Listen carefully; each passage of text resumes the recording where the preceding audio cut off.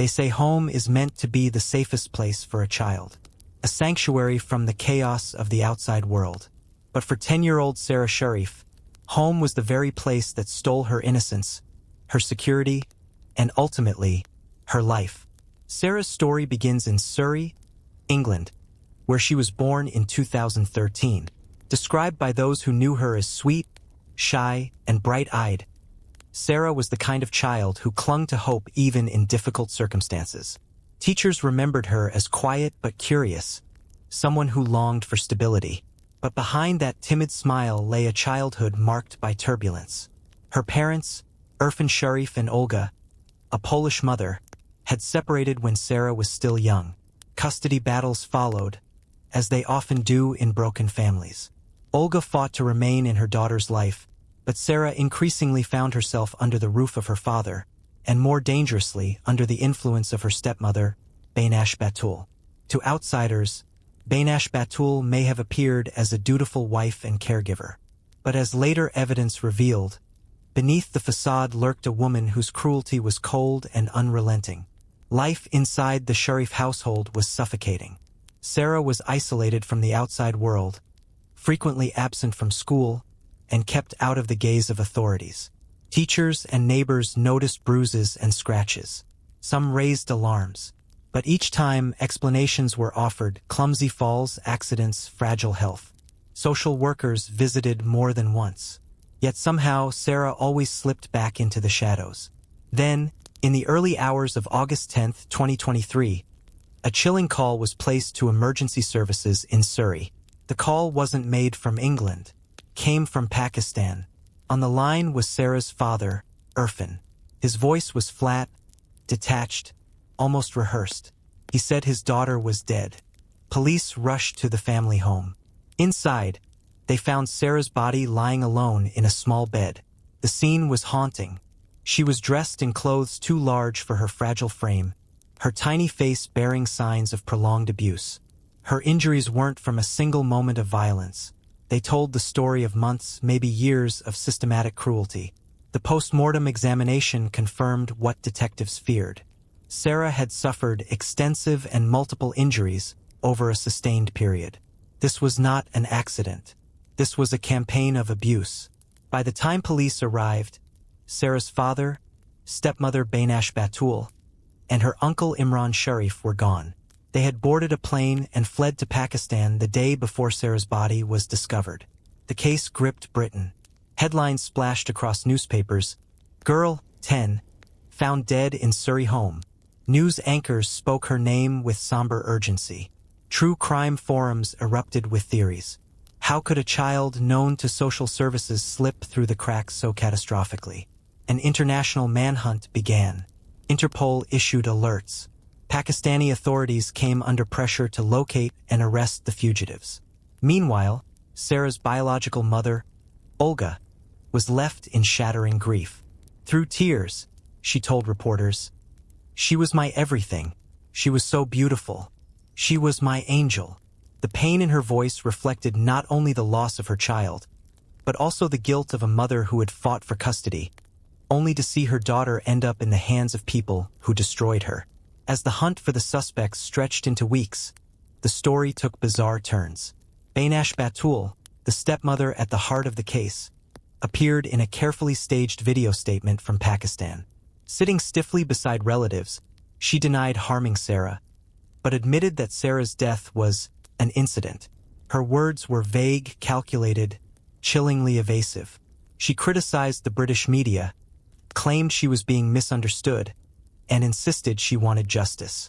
Yet all the while, she refused to return to the UK to face questioning. The video only deepened public outrage. Viewers saw a woman without grief, without remorse, without even a flicker of genuine emotion. To many, it was the performance of a manipulator caught in the spotlight. Back in England, vigils were held for Sarah. Candles flickered outside schools and community centers. Neighbors who had once caught glimpses of her quiet face in the window now gathered to honor the child they had failed to protect. In September 2023, after intense diplomatic negotiations, Pakistani authorities finally located the fugitives. Irfan Sharif, Baynash Batul, and Imran Sharif were arrested and held for questioning. The extradition process was complex and politically delicate, but the pressure from the international community left little room for hesitation. By November, they were on a flight back to Britain, where they were charged with Sarah's murder. The courtroom proceedings that followed were harrowing. Prosecutors laid out a timeline of Sarah's abuse. The missed school days, the visible injuries, the repeated interventions by child protection agencies, and the final days that led to her death. They described a household where Sarah was beaten, starved, and emotionally broken, where her cries were silenced by fear, where her stepmother, instead of protecting her, became her tormentor. Witnesses described Bainash Batul as controlling, detached, and manipulative, a woman who enforced cruel punishments and treated Sarah as an unwanted burden. In one chilling account, prosecutors revealed that Sarah was often forced to sleep on the floor, denied basic comforts, and cut off from friends. The defense tried to shift blame. Lawyers argued that Sarah's death was an accident, that the injuries were misunderstood. They claimed Bainash was a scapegoat for a tragedy no one fully understood. But the weight of the evidence was crushing. Each piece of testimony added another layer to the portrait of cruelty. Each photograph, each medical report, stripped away the excuses. By the time the jury deliberated, the outcome seemed inevitable. In December 2023, both Irfan Sharif and Bainash Batul were convicted of Sarah's murder. They were sentenced to lengthy prison terms, with the judge condemning their actions as a betrayal of the most sacred trust. For Olga, Sarah's mother, the verdict brought little comfort. Standing outside the court, she said softly, "Nothing will bring her back, but I hope she knows, wherever she is, that I loved her." The case sparked outrage across the UK. Critics pointed to repeated failures of social services, arguing that the warning signs had been there for years. Sarah's teachers had reported concerns. Neighbors had voiced suspicions. Even family members had questioned her safety. Yet intervention never came soon enough. The tragedy of Sarah Sharif became a symbol of systemic failure, of how vulnerable children can fall through the cracks when bureaucracy outweighs urgency. Politicians called for reforms. Advocates demanded stricter monitoring of at-risk children. But for Sarah, change came too late. Her story now serves as a haunting reminder that evil does not always appear as a monster in the shadows. Sometimes it wears the face of a stepmother, a father, a family member. Sometimes it hides in the very walls of the home meant to protect. Sarah Sharif's death was not the result of strangers or chance, but of betrayal within her own home. A little girl whose only crime was trusting the adults around her, only to discover that trust can be the deadliest gamble of all. They say some children are born with an old soul, that even in their youth they carry a kind of wisdom and resilience most adults could never understand. 10-year-old Zara Claire Baker was one of those rare children. Born in Wagga Wagga, Australia, Zara entered the world in 1999. From the beginning, her life was not easy. At the age of 5, she was diagnosed with bone cancer. Doctors removed her leg to stop the disease from spreading, and later, her treatment left her completely deaf in both ears. What might have broken the spirit of another child only seemed to make Zara stronger. With a prosthetic leg and hearing aids, she pushed forward, learning to walk again, learning to laugh again, and learning to live in a world that had already demanded so much from her tiny body. Teachers remembered her as a bright, determined student who loved school despite her disabilities. Friends described her as someone who refused to be pitied. She was the kind of child who smiled through pain, who insisted she could do everything everyone else could do, and then proved it. In her hometown, Zara was celebrated as a little fighter. But in 2008, Zara's life took a turn that would change her fate forever. Her father, Adam Baker, met an American woman named Elisa Fairchild through an online dating site. Elisa lived in North Carolina, USA, and Adam quickly became enamored with her. After a whirlwind romance, Adam moved Zara halfway across the world to live with Elisa, who soon became Zara's stepmother. To neighbors and casual acquaintances, Elisa appeared to be stepping into the role of a supportive wife and caretaker. But behind closed doors, the reality was far darker. Neighbors in the town of Hickory, North Carolina, began to notice things that didn't sit right. Zara, once outgoing, became quieter, less visible. She missed school often, sometimes for weeks at a time. When she did appear in public, people saw bruises, scratches, and a nervousness in her body language. One neighbor recalled Zara once approaching her home, desperate to get away, only for Elisa to drag her back inside. Others remembered the sound of screaming at odd hours. Zara, who had already fought for her life against cancer, now seemed to be fighting for survival in her own home. Then, on October 9, 2010, the nightmare reached its peak. That morning, Adam Baker dialed 911 to report that his daughter was missing. He claimed she had disappeared overnight. Elisa backed up his story, even producing a bizarre ransom note. The letter demanded money and suggested that Zara had been kidnapped by strangers. But investigators quickly saw through the charade. The ransom note was riddled with inconsistencies. It demanded money from Adam's boss, even though Zara was supposedly the one missing.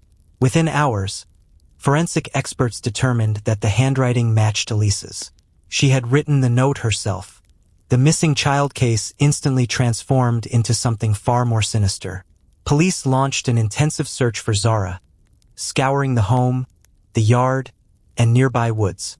They discovered disturbing evidence: blood on Zara's mattress, signs of a cleanup attempt in the house, and reports from neighbors who had noticed fires burning in barrels outside the Baker's residence. Then came the most chilling discovery of all.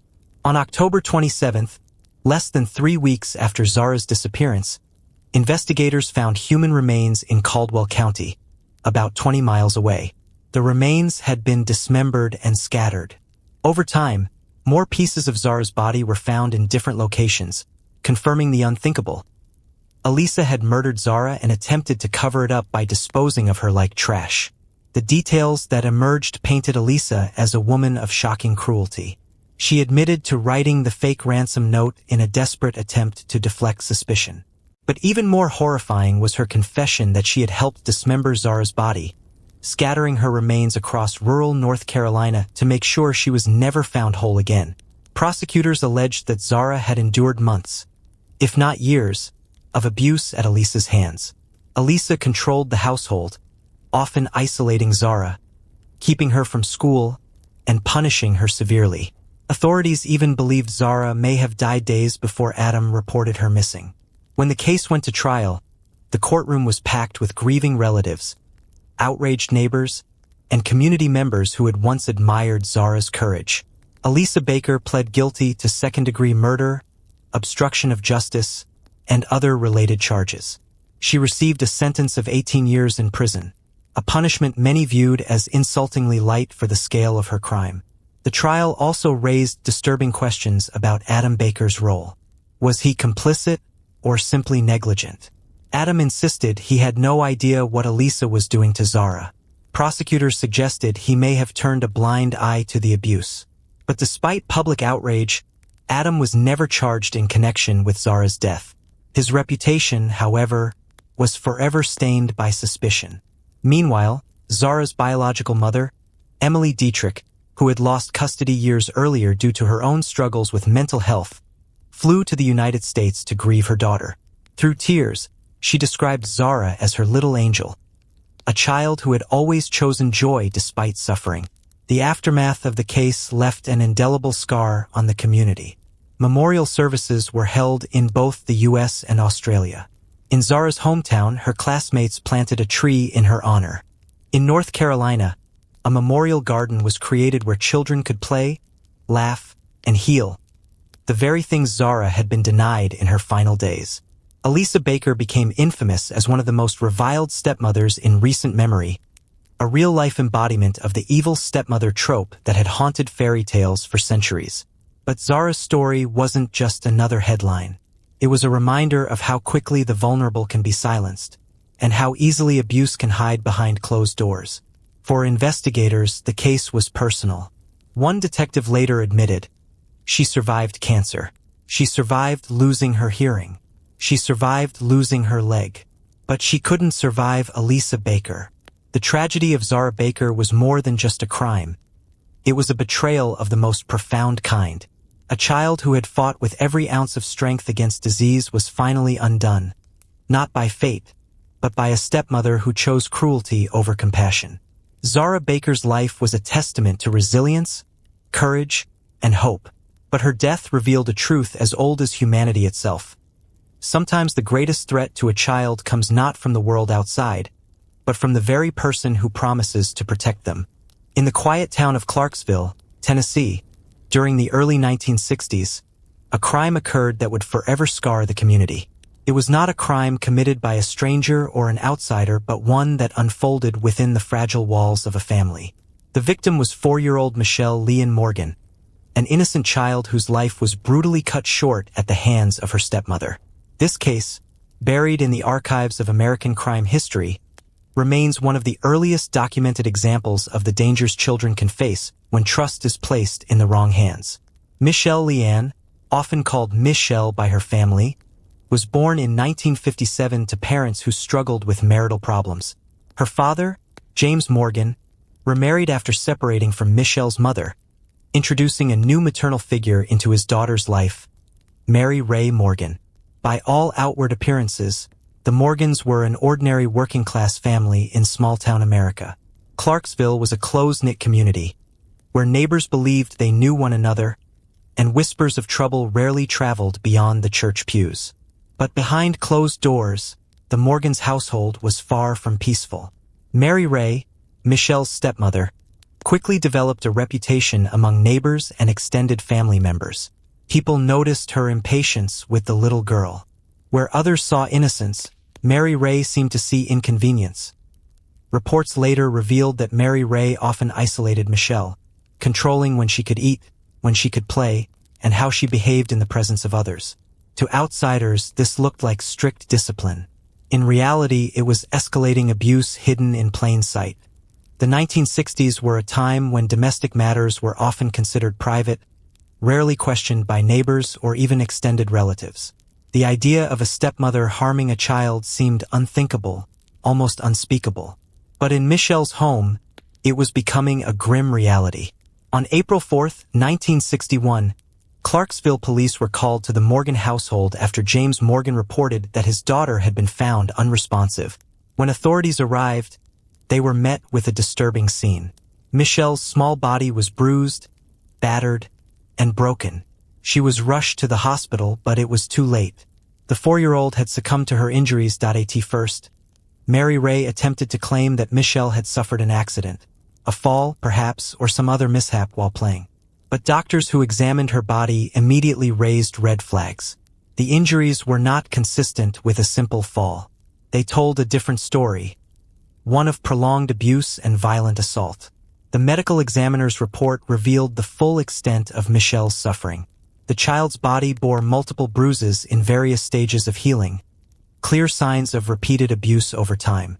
Her head injuries pointed to blunt force trauma, and internal injuries suggested that she had been beaten with great force.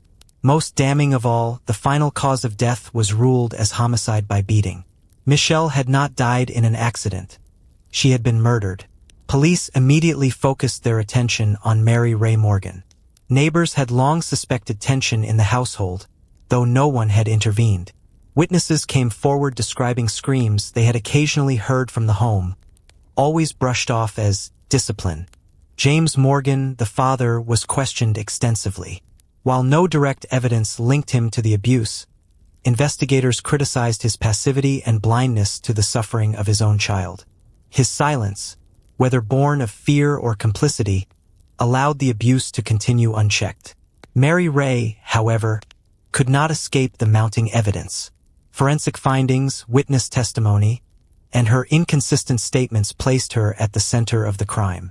In the summer of 1961, Mary Ray Morgan was charged with the murder of her stepdaughter. The trial gripped Tennessee, drawing both outrage and sorrow from the public. The prosecution laid out a harrowing case. Mary Ray had subjected Michelle to sustained abuse, culminating in the fatal beating that ended her life. They presented medical evidence, witness accounts, and the pattern of injuries as proof of deliberate cruelty. The defense attempted to argue that Michelle's death was accidental, a tragic misstep in the home, but the jury was unconvinced. The sheer brutality of the injuries, combined with the evidence of long-term abuse, left little room for doubt. Mary Ray Morgan was convicted of second-degree murder and sentenced to a lengthy prison term. While some believed the punishment should have been harsher, the conviction itself sent shockwaves through the community. For the people of Clarksville, it was a reckoning. A child had been murdered not by a stranger, but by someone entrusted to love and protect her. The case of Michelle Leon Morgan exposed the hidden dangers within family homes at a time when child protection laws were still in their infancy. In the 1960s, there was little formal system for monitoring child welfare, and cases of abuse often went unreported or unpunished. Michelle's death contributed to a growing awareness in America about the need for child protective services, mandatory reporting laws, and stricter oversight in cases where abuse was suspected. Though it took years for systemic changes to take hold, tragedies like Michelle's planted the seeds of reform. For James Morgan, the father, life was never the same. He lived with the guilt of failing to see the signs, of not protecting his daughter when she needed him most. In later decades, the case was sometimes cited in discussions of the evil stepmother archetype, a trope present in folklore but tragically mirrored in real life. Michelle's death was not a fairy tale.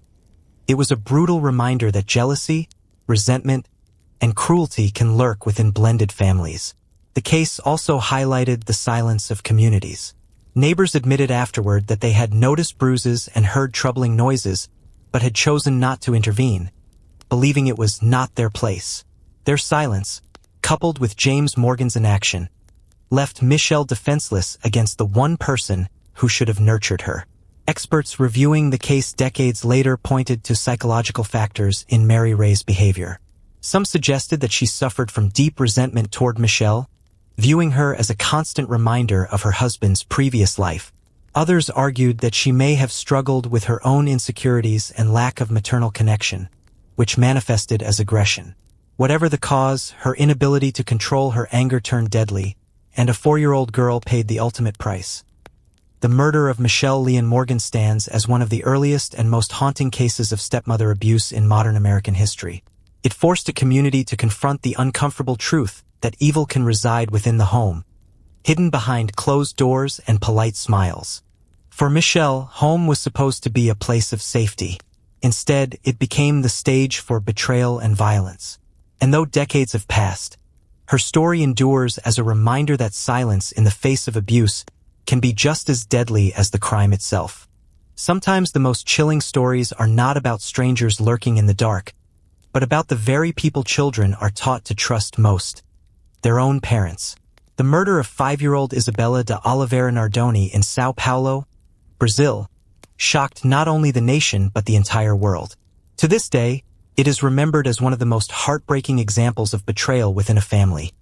A crime that revealed the unthinkable cruelty of a stepmother and the devastating failure of a father to protect his daughter. It was the night of March 29, 2008, when São Paulo police received frantic calls reporting a horrific scene. A child had been spotted lying on the ground outside a residential apartment building. The child was motionless, gravely injured, and bleeding.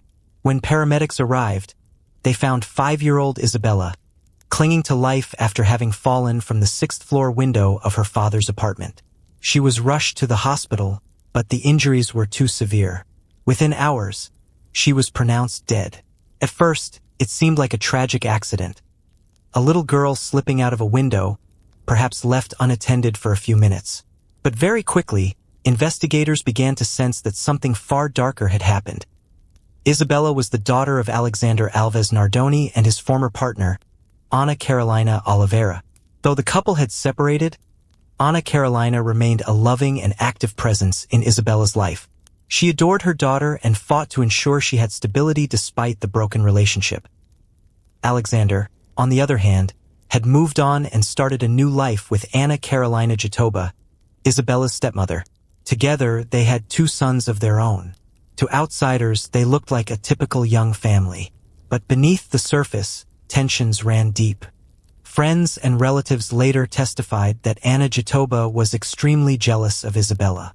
She resented the child's bond with Alexander, often feeling sidelined by her presence. Isabella, only 5 years old, had unknowingly become the center of a toxic emotional battle, one between a possessive stepmother and a father unwilling to confront the situation. Police arriving at the Nardoni apartment that night immediately noticed inconsistencies. For one, the bedroom window through which Isabella had allegedly fallen had a safety screen. That screen had been deliberately cut open. Inside the apartment, investigators found bloodstains in Isabella's bedroom, on the bedsheets, and on the floor. More disturbingly, traces of her blood were discovered on Alexander's car and clothing. The theory of an accident quickly evaporated. This was no tragic fall. Isabella had been attacked before being thrown out of the window. The evidence painted a horrifying sequence of events. On the night of March 29th, Alexander had picked up Isabella to spend the weekend with him, Anna Jatoba, and their sons. But once inside the apartment, something triggered a violent outburst. Prosecutors later argued that Jatoba, overwhelmed by jealousy, lashed out at Isabella. The little girl was strangled, beaten, and smothered. To silence her cries, her mouth and nose were pressed shut until she nearly lost consciousness. Injuries on her neck and mouth revealed desperate attempts to breathe. Then, in a chilling act to stage her death as an accident, Alexander allegedly cut open the protective screen on the bedroom window. Together, he and Jatoba pushed Isabella's unconscious body out of the 6th-floor window, letting gravity finish what their hands had begun. The brutality of the crime shocked even seasoned investigators. One officer recalled, "She was a defenseless child. To do this required a cruelty beyond imagination." In the days that followed, public outrage exploded across Brazil. News outlets broadcast the story nonstop. Crowds gathered outside the Nardoni apartment, chanting for justice. The idea that parents, especially a father and stepmother, could commit such an atrocity was unthinkable. Forensic teams meticulously pieced together the timeline. Blood on the inside of the window frame matched Isabella's. Marks on the cut screen aligned with a knife found in the apartment. Witnesses reported hearing a child screaming before the fall. Despite their denials, the net closed quickly around Alexander and Anna Jatoba. In March 2010, nearly 2 years after Isabella's death, Alexander and Anna Jatoba went on trial for murder. The courtroom was packed with journalists, grieving relatives, and members of the public who demanded answers. Prosecutors laid out a devastating case. That Isabella's death was the result of a toxic mix of jealousy and cowardice. They argued that Jatoba saw Isabella as a rival, while Alexander chose to protect his wife rather than his daughter. Forensic experts testified that Isabella's injuries were inconsistent with a simple fall. Bruises on her neck indicated strangulation. Her mouth bore signs of suffocation. The timing of the injury suggested she was assaulted before being thrown from the window.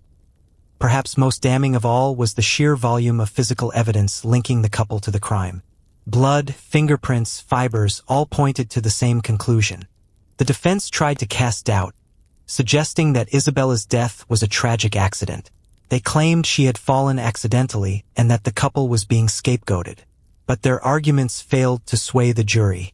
On March 27, 2010, after a grueling 5-day trial, the verdict was announced. Alexander Nardoni was sentenced to 31 years in prison, while Anna Carolina Jatoba received 26 years. The judge's words were scathing. He condemned their actions as cold, calculated, and inhuman. The courtroom erupted in both relief and sorrow. For Ana Carolina Oliveira, Isabella's biological mother, it was a bittersweet victory. Justice had been served, but nothing could bring her little girl back. The case left deep scars in Brazilian society. It raised urgent questions about child protection, family violence, and the hidden dangers lurking behind seemingly ordinary homes. Isabella's story became a rallying cry for stricter laws against child abuse. Vigils were held across Brazil, with thousands lighting candles in her memory. Even today, her name evokes anger and sorrow, a reminder of how jealousy and neglect can turn deadly when a child becomes collateral in an adult's emotional war. In prison, both Alexander and Anna Jatoba continued to maintain their innocence, but few believed them. Public opinion was, and remains, overwhelmingly convinced of their guilt. To this day, their crime is remembered as one of the most infamous child murders in Brazil's history. Isabella's death exposed not just the cruelty of two individuals, but the fragility of family trust. Her father, the man she should have relied on for protection, betrayed her in the worst possible way. Her stepmother, entrusted with care, turned into her executioner. Brazilian journalist Leonor Correa later wrote, "Isabella's case is not just about a murder. It's about society failing to recognize that danger can live within the family. It's about jealousy, weakness, and the inability to protect the most vulnerable." For Ana Carolina Oliveira, Isabella's mother, the pain never faded. Every year, she commemorates her daughter's life, sharing photographs and memories, keeping her spirit alive. She once said, "They took her from me in the most cruel way, but they cannot erase her love, her laughter, or her light." The murder of Isabella Nardoni reminds us of the darkness that can exist inside the home, the very place where children are supposed to feel safest. Her story is not only about the violence that ended her life, but also about the betrayal of trust that made it possible. In the end, Isabella's story is not defined by how she died, but by the innocence she carried in a world that failed her. A child's only crime was being caught between a jealous stepmother and a weak father, and for that, she paid the ultimate price. In April 2001, in the quiet suburban sprawl of Kansas City, Missouri, a nightmare began that would horrify an entire nation. It was a story that fused betrayal, neglect, and unimaginable cruelty. A story that shook a community to its core, not only because of the crime itself, but because of the chilling way it unfolded. It began with an anonymous phone call. A passerby had stumbled across what they thought was a doll's head lying in the brush near Hibbs Park. But this was no doll. It was the severed head of a young African-American girl, no older than 4 or 5, her small features frozen in an expression that betrayed both innocence and suffering. Police rushed to the scene, and just yards away, they found the rest of her body, discarded, abandoned, and left for animals to scavenge. The horror was unspeakable. A child's life had been brutally snuffed out, her remains mutilated in an effort to erase her identity. But who was she? Who had done this? And why? For years, the little girl had no name. She became known only as Precious Doe. The victim was eventually identified as Erica Michelle Marie Green, born May 15, 1997, in McLeod, Oklahoma. She was just 4 years old when her life was stolen. Her mother, Michelle Johnson, was not the doting parent she was expected to be. Struggling with poverty, substance abuse, and instability, Michelle often left Erica in precarious situations. When Michelle entered into a relationship with Harold Ernest Robinson, a man with a violent past, the danger escalated. Robinson had been in and out of prison, serving time for assault and robbery. He was the kind of man no child should ever be left alone with, and yet Erica was. Michelle Johnson would later admit that she resented her daughter. Erica's presence was a reminder of her past relationships, a burden that clashed with Michelle's desire to please her volatile partner. Instead of protecting her child, Michelle allowed Erica to become a victim in her own home. On the night of April 28, 2001, tensions boiled over. According to testimony, Erica had been restless, unable to sleep, and crying for her mother's attention. Harold Robinson grew furious, insisting the child be quiet. But Michelle Johnson, instead of intervening to shield her daughter, sided with her partner. What followed was nothing short of monstrous. Robinson grabbed Erica by the legs and, in a fit of rage, hurled her headfirst into the ground. The little girl collapsed, her body limp, her skull fractured. But instead of rushing her to the hospital, instead of calling for help, Michelle Johnson and Robinson stood by and let Erica slip away. And then came the cover-up. In a desperate attempt to hide their crime, Robinson retrieved a pair of hedge clippers. Together, he and Michelle severed Erica's head from her body, hoping to make identification impossible. They wrapped her remains in trash bags and abandoned them in Hibbs Park. The brutality was staggering. A mother and stepfather working together, not to save a child, but to mutilate her, all in the name of self-preservation. When police arrived, they were met with a scene that left even hardened detectives shaken. The child's severed head, with its delicate features and braided hair, haunted investigators. The media quickly seized on the case, dubbing her Precious Doe. Forensic teams worked tirelessly. They reconstructed the child's likeness, distributing composite images across the country. Communities rallied, holding vigils for a girl whose name they didn't even know. She became a symbol of lost innocence, a victim who represented every child failed by the very adults meant to protect them. Despite widespread coverage, the case went cold. For nearly 4 years, Erica remained nameless. Police interviewed countless suspects, followed hundreds of leads, and even explored connections to missing children across state lines. Nothing stuck. It wasn't until 2005 that a break finally came. Michelle Johnson's grandmother, haunted by suspicions and weighed down by guilt, contacted authorities. She revealed that Michelle had a daughter who had gone missing years earlier, a daughter no one in the family had seen since she was 4. This revelation unraveled the case, pointing directly to Michelle Johnson and her partner, Harold Robinson. DNA confirmed what the community had long prayed to know. Precious Doe had a name. She was Erica Green. The courtroom proceedings were as chilling as the crime itself. Prosecutors painted a portrait of unimaginable betrayal, a mother who abandoned her most sacred duty, and a stepfather who unleashed lethal violence on an innocent child. Harold Robinson, facing overwhelming evidence, ultimately confessed to the murder. He was sentenced to life in prison without the possibility of parole. Michelle Johnson, who had tried to minimize her role, could not escape accountability. Though she insisted she had been dominated by Robinson's influence, prosecutors argued that her failure to protect Erica and her active role in concealing the crime made her just as culpable. Johnson was sentenced to life imprisonment with the possibility of parole after 25 years. The community of Kansas City mourned deeply. For years, they had prayed for answers, holding vigils and lighting candles for the nameless child they called Precious Doe. When Erica's identity was finally revealed, grief turned to outrage. How could a mother participate in such horror? How could she stand by as her child was killed, and then help desecrate her body?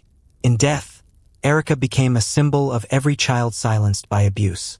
Churches across Missouri held memorial services in her honor. The site where her body had been found was transformed into a memorial, with a headstone that bore her true name at last. Her story also fueled calls for reform. Child advocacy groups highlighted the failures of the system that had left Erica vulnerable, urging stronger protections for at-risk children. Erica Green's story is one of betrayal layered upon betrayal. Betrayed by her mother, who chose a violent man over her own daughter. Betrayed by her stepfather, who turned his rage into lethal violence. And betrayed by a world that only realized her suffering when it was too late. She was just 4 years old. She should have been playing with dolls, learning her ABCs, laughing in a safe and loving home.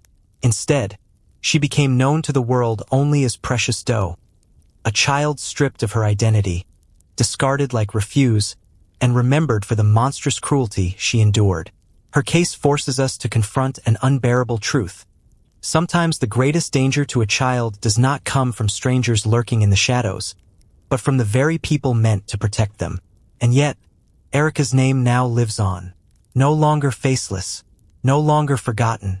She remains a haunting reminder that evil can wear a mother's smile and a father's embrace, and that vigilance is the only shield the innocent truly have. They were supposed to nurture, to guide, to protect. Instead, these stepmothers became the architects of nightmares, turning homes into prisons and childhood into tragedy. Each case leaves behind broken families, grieving communities, and a haunting question that will never fade. How could a mother figure, entrusted with love and care, become the destroyer of the very life she was meant to protect? These stories remind us that evil rarely wears a monster's mask. Often, it hides in plain sight, in the familiar voice of a caregiver, in the trusted hand of a parent. And so we leave you with this: vigilance is not paranoia, and trust must be earned, not assumed. Because sometimes the greatest danger is the one invited inside our very homes.